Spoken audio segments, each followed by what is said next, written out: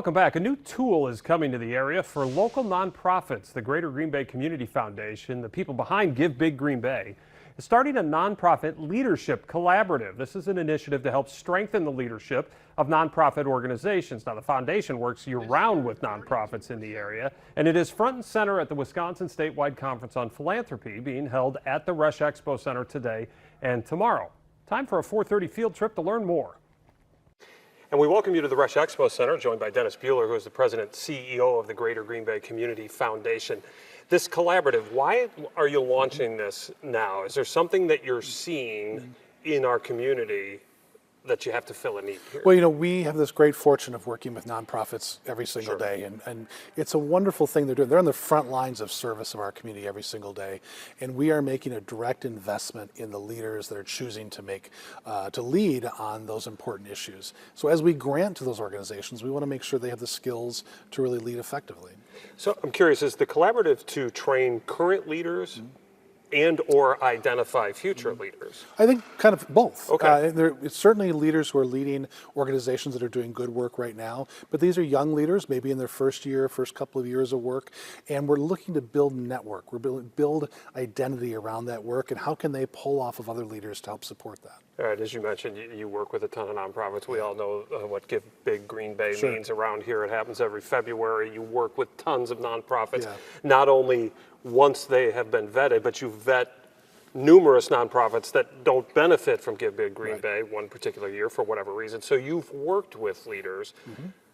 What's the what kind of traits do you look for in a nonprofit leader? Yeah, whether it's our program in Give Big or the work we do every day with our grant making and our partners, you're looking for people who are passionately committed to community, the sense of place, and really serving our neighbors and our friends. There are a lot of things that can be taught, skills that can be taught in how you lead an organization, but are you really passionately committed to the mission in which you are set out to accomplish?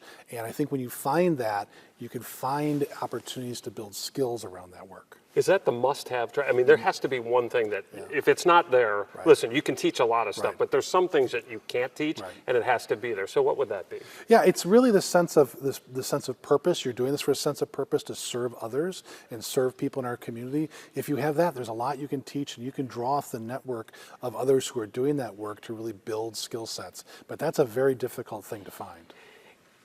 One of the things that you're going to do with this collaborative is peer connections, right? So cross-pollination, if you will, of nonprofits working together.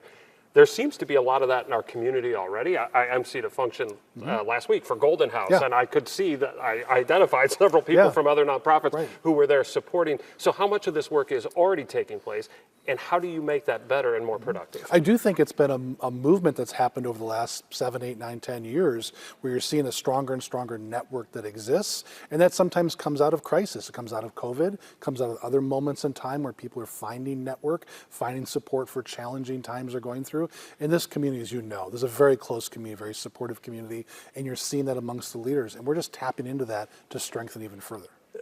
One thing this community we also know does is very generous, right? You've had wild success with Give Big Green Bay. Other nonprofits have enjoyed this and talk about it all the time. But with that success comes responsibility for these leaders, right? Stewardship of funds. How much of that is going to be in this program? It's really important because the investments we're making through grants, through Give Big, or donors are making directly to the organization they support, they want to see those stewarded well. They want to see those contributions gone to good use. So that's a big part of making sure we're doing what we can to support the leaders so those investments are going to really have a deep impact. All right, so the reason we're at the Rush Expo is the statewide conference on philanthropy is taking place today and tomorrow. You guys are heavily involved in that, but has there been any feedback amongst your peers around the state about what you're about to launch here in our area, and are you aware of anybody else doing stuff like this around the state? Yeah, there's some great work being happening around the state. The Nonprofit Institute for Leadership in Appleton, the Goodman Center in Madison,